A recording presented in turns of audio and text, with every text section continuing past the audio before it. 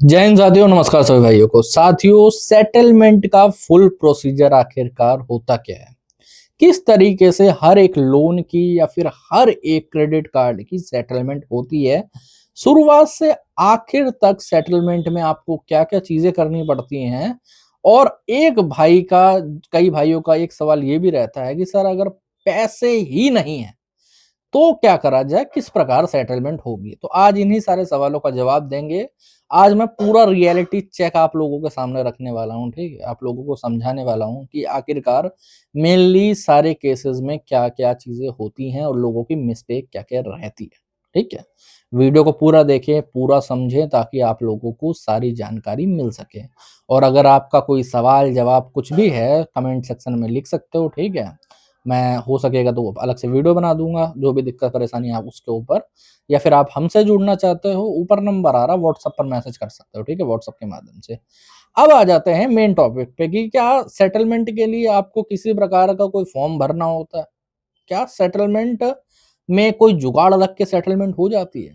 तो आंसर है नहीं। मैं बता देता हूँ कैसे। देखो, मेनली आपने जिनसे भी लोन लिया होगा या फिर कई लोग ये सोचते हैं कि भाई साहब मैं रिकवरी वाला अगर आएगा तो मैं उसको कुछ पैसे खिला के सेटलमेंट कर लूंगा। तो ये सबसे बेवकूफी वाला ऑप्शन होता है लोगों के लिए। मैं बता देता हूँ कैसे, ठीक है? सपोज करते हैं, पहली बात तो कोई फॉर्म वगैरह निकलता नहीं है सेटलमेंट का, अगर जेन्युइनली कहा जाए तो। अगर फॉर्म ही भरने लगे तो जितने भी ये करोड़पति है ना, ये लोग जिनकी बैंक से अच्छी खासी बातचीत होती है, ये कुछ नहीं करेंगे, 10 करोड़ का लोन निकालेंगे, 3-4 महीने ईएमआई भरेंगे, फिर एक फॉर्म भर के लोन अपना माफ वो करवा लेंगे सेटल। ऐसा नहीं होता, ठीक है? उसके लिए आपको अपने केस को एक्चुअली में पकाना होता है। आप लोगों ने सुना होगा ना कि जब कोई भी चीज़ एकदम अपने पीक पे आ जाती है तो सेटलमेंट सही तरीके से होती है। तो आपको भी अपने लोन डिफ़ॉल्ट को पीक पे ले जाना होता है, जेनुइनली कहा जाए तो, ठीक है? विंटेज करना होता है। मैं रिकवरी की थोड़ी बीच-बीच में भाषा बोलूँगा, अगर आपको कहीं समझ में ना आए, तो कमेंट सेक्शन में लिख सकते हो। वैसे मैं ट्राई करता हूँ जितना ज़्यादा नॉर्मली आप लोगों को बता सकूँ, ठीक है? तब भी कुछ कोड मुझसे भी मिस हो जाता कई बार, ठीक है? अब विंटेज का मीनिंग क्या होता है? विंटेज ऐसे अकाउंट होते हैं जो कि इतने ज़्यादा पुराने हो चुके होते हैं कि बैंक की मजबूरी होती है उनको सेटल करना। अगर आप खुद से अप्रोच नहीं भी करोगे ना, अगर आप बोलोगे भी नहीं सेटलमेंट को, तो भी बैंक आपके आगे हाथ जोड़ के खड़ा रहेगा कि भाई साहब प्लीज़ इसको लोन सेटल कर लो, क्योंकि इसने हमारे ऊपर बहुत ज़्यादा प्रेशर क्रिएट कर रखा है। समझ रहे हो?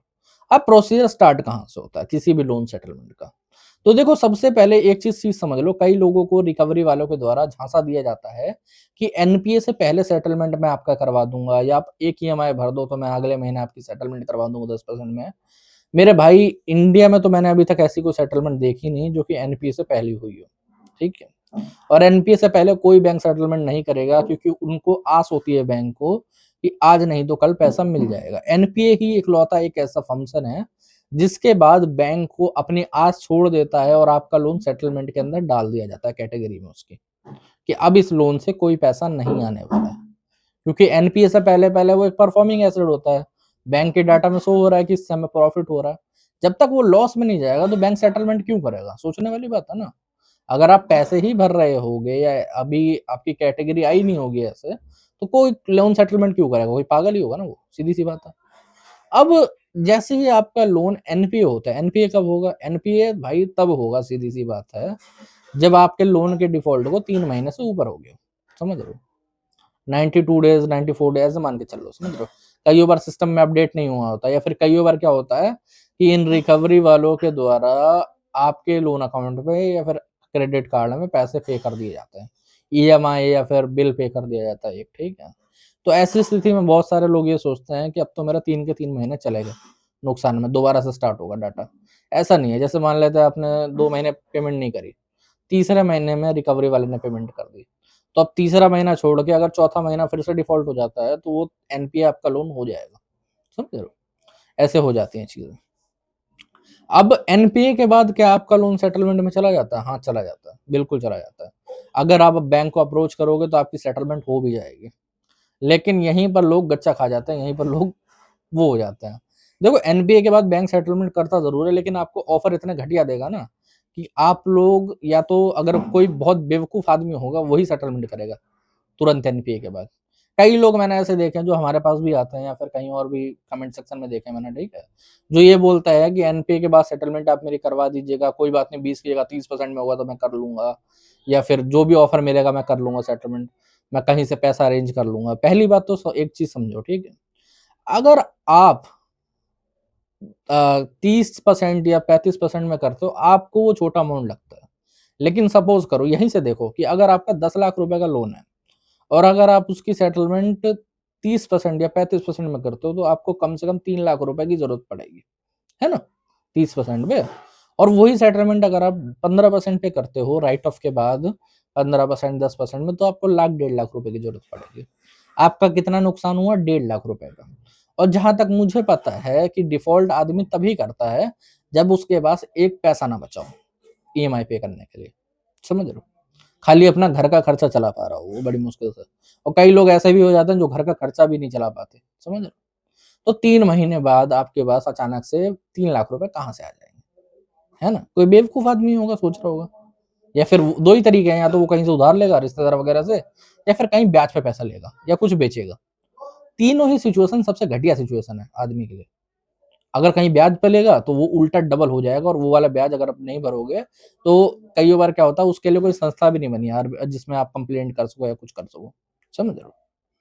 रिश्तेदारों को दोगे, रिश्तेदारों से लोगे, अगर कुछ महीने लेट हो जाएगा तो भाई साहब वो आपको गालियां देंगे, मनी मन गालियां देंगे, सामने नहीं देंगे तो, समझे। कुछ बेचोगे तो नुकसान आपका है भाई साहब, है ना। और ऐसी कोई चीज मेरे को तो नहीं लगता कि आपके पास पड़ी हो जो कि बेच के आपको तुरंत 3 लाख 4 लाख रुपए मिल जाए, है ना। अगर कोई बहुत छोटा लोन हो तो समझ में भी आता है कि आदमी जल्दी सेटल करके खत्म कर ले रहा है, लेकिन बड़े लोन्स में तो ये कोई सेंस नहीं बनाता, सीधी सी बात। अब एक्चुअल सेटलमेंट कब करनी चाहिए? एक्चुअल सेटलमेंट हमेशा करनी चाहिए राइट ऑफ के बाद। राइट ऑफ कब होता है? तो देखो राइट ऑफ के ऊपर वो थोड़ा है कि वो 6 से लेकर 9 महीने के बीच में होता है। या तो आपका कई बैंक 6 महीने में कर देते हैं, या फिर लास्ट जो है राइट ऑफ करने का लिमिट, टाइम लिमिट, वो 9 महीने के बाद है। कई लोग मेरे को ये भी बोलते हैं कि सर राइट ऑफ अभी बैंक कर नहीं रहा है, तो उनको पता ही नहीं होता है कि उनका राइट ऑफ हो गया होता है। आप लोग सिंपल जाकर सिविल पे चेक कर सकते हो कि आपका लोन एनपीए हुआ है कि नहीं हुआ, राइट ऑफ हुआ है कि नहीं हुआ है, सीधी सी बात। आपको वहीं से पता लग जाएगा, कोई बात नहीं। अब कई लोग ये बोलते हैं कि सर बैंक को हम खुद अप्रोच करें या फिर बैंक हमें खुद अप्रोच कर लेगा। तो मैं अगर आप लोगों को बोलूं कि दोनों ही सिचुएशन बढ़िया है, समझ रहे हो। देखो जिन भाइयों के पास ज्यादा कोई चांसेस नहीं होता, जिनको डिस्काउंट हायर चाहिए होता है, तो उन लोगों के लिए एक ही एडवाइस है कि बैंक को खुद से अप्रोच करने दो, समझ रहे हो। अगर आपको अप्रोच करना भी है, ठीक है, तो आप बैंक को लिखित में अप्रोच करो, ना कि कॉल पे रिकवरी वालों से बहस करके, समझ रहे हो।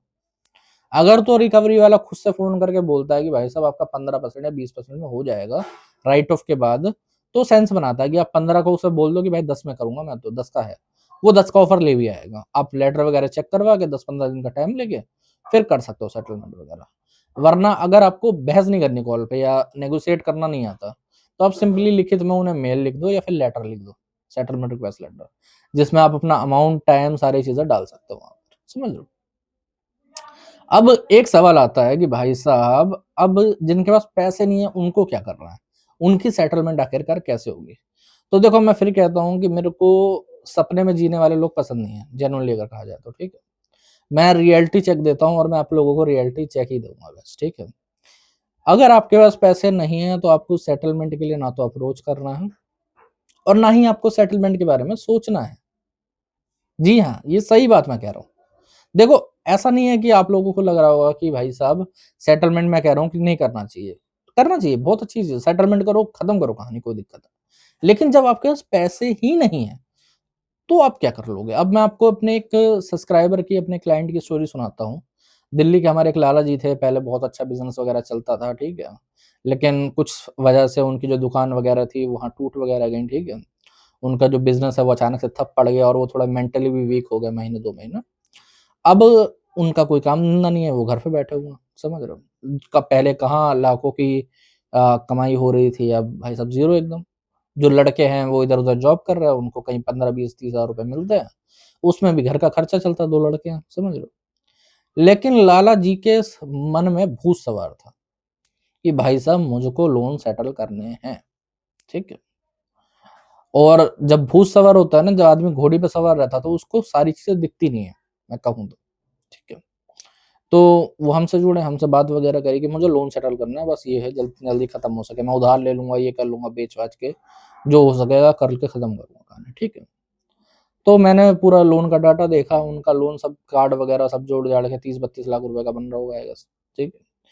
तो मैंने उन पे बोला कि देखो अभी तो टाइम नहीं हुआ, पहली बात तो अभी आपका राइट ऑफ वगैरह हुआ नहीं है, और अगर राइट ऑफ वगैरह हो भी जाता है तो भी आपको 3-4 लाख रुपए की जरूरत तो पड़ेगी, है नहीं है? कम से कम अगर 10% में भी करोगे तो 3-4 लाख रुपए की तो जरूरत पड़ेगी।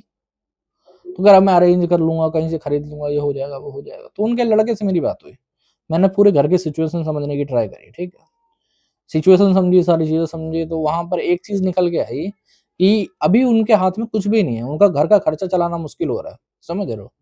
उन्होंने और भी कहीं जगह से कुछ ब्याज वगैरह के पैसे ले रखे थे, वो भी जाते हैं, उसको भी बच्चे क्लियर करने की ट्राई कर रहे हैं, बट लाला जी अपने दिमाग का काम नहीं ले रहे हैं, समझ रहे हो। तो मैं उनसे मिला, उनसे बात वगैरह करी, ये सारी चीजें समझाई उन्हें, मैंने उन्हें सीधा रियलिटी चेक दिया। मैंने उन्हें सीधा बोला, आपको वैसे मैं ऐसा बोलता नहीं हूँ किसी को, बट मैंने उन्हें सीधा बोला कि भाई साहब आज जो आप प्रेशर क्रिएट कर रहे हो ना सेटलमेंट के रिगार्डिंग, अपने ऊपर और अपने बच्चों के ऊपर, ये किसी ना किसी एक बंदे की जान ले लेगा। लड़के भाई 20-30 हजार रुपए कमा रहे हैं यार, घर में देंगे, कहीं ब्याज वाले को देंगे, या फिर लोन की सेटलमेंट करेंगे। वो लोग चाह कर भी अगर साल भर भी पैसा जोड़ेंगे ना, तो भी लोन का अमाउंट जोड़ना बहुत मुश्किल की बात है। लेकिन लाला जी का वही चीज है कि केस हो गया तो क्या होगा, फलाना होगा तो क्या होगा। तो मैंने उन पर सीधा कहा कि केस हो गया तो क्या अभी तो नहीं हुआ। तो मैंने बोला कि कोई गारंटी भी नहीं है कि होगा, सीधी सी बात है। और अगर हो भी गया तो कोई बात नहीं, उस लोन को सेटल कर लेना एक सिंगल को, है ना। अपने बच्चों पे प्रेशर डाल रहे हो यार, उनका माइंड खराब हो रखा है, वो डिप्रेशन में जा रखे हैं। आप डेली उनको बात सुना रहे हो कि भाई साहब मुझे पैसा दो, मेरे को सेटल करना है, ये करना है, वो करना है। तब जाके उनको थोड़ा दिमाग आया, उनको थोड़ा समझ में आया, समझ लो। तब उन्होंने बोला कि यार अभी तो मेरी सिचुएशन है ही नहीं। फिर उन्होंने मुझे कॉल वगैरह करके सब चीजें समझाई भी, कि थैंक यू वगैरह भी बोला कि सर मैं समझ गया बात कि अभी मैं सेटलमेंट के उसमें नहीं हूँ, मैं आज से साल भर बाद ट्राई करूंगा सेटलमेंट की, तब तक कुछ पैसा जोड़ूंगा, और जितना छोटे लोन होंगे उनको पहले क्लियर करने की ट्राई करूंगा। मैं हमेशा बड़ा ऐसा नहीं करूंगा कि सारा लोन एक साथ सेटल करूं। जो बंदा ये सोचता है कि भाई साहब मैं 3 महीने बाद या 6 महीने बाद सेटल कर लूंगा, कहाँ से आएगा पैसा यार? नहीं है भाई, कहीं से कूद के नहीं आ रहा पैसा, समझ रहे हो। अगर आ गया तो तुम खुद ही कर लोगे अपनी तरफ से, समझ रहे हो। लेकिन प्रेशर मत क्रिएट करो ना अपनी फैमिली पे ना खुद पे, कि मेरे को सेटल करना ही करना है, करना ही करना है, करना ही करना है। नहीं है पैसे मत करो सेटल, बात खत्म। जेनुअनली कह रहा हूँ, अगर पैसे हैं तो सेटल करो, नहीं है तो खत्म करो कहानी यार। क्या प्रेशर क्रिएट करके खुद के ऊपर फायदा है नहीं। खुद के ऊपर प्रेशर क्रिएट कर रहे हो, फैमिली के ऊपर कर रहे हो, कहीं यहाँ चिल्ला रहे हो, कहीं वहां चिल्ला रहे हो, परेशान हो रहे हो। ये करके फायदा कुछ मिलने वाला है क्या? नहीं मिलने वाला कुछ भी, समझ रहे हो। अब होता क्या, अगर वो लालची और प्रेशर क्रिएट करते ना, उनके बच्चों की इतनी बुरी हालत हो चुकी थी कि मैं कहना नहीं चाहता। अगर कोई कुछ कर लेता तब क्या होता, लाला जी की सेटलमेंट तो धरी की धरी रह जाती, है ना। अगर फैमिली नहीं रहती तो सेटलमेंट धरी की धरी रह जाती। वो बच्चे अच्छे थे, वो समझ रहे थे कि मेरे फादर ने बहुत कुछ करा इतने साल, लेकिन अभी हमारी इतनी कैपेसिटी है ही नहीं, हम क्या कर सकते हैं। 20 हजार रुपए में घर चलाएं, फैमिली को भी देखना है, दवाइयाँ भी जा रही है माँ की। तो आप लोग देख सकते हो कि उनके बच्चों में कितना दिमाग था, उनको कितनी चीज़ें पता थी कि भाई साहब अभी हमारी हालत कैसी है। और आप लोगों को भी समझने की कोशिश करनी पड़ेगी कि अभी आपकी हालत कैसी है एक्चुअली में, ठीक है। तो भाइयों अपनी हालत समझो, अगर पैसे नहीं है कोई ज़रूरी नहीं है कि आप अपने ऊपर प्रेशर क्रिएट करो, ठीक है। आज के वीडियो का मोटिव यही था, आप लोगों को समझाना ही था कि बेसिक क्या होती है आखिरकार सेटलमेंट की, ठीक है। तो साथियों आज के वीडियो में इतना ही। जय हिंद सभी भाइयों को।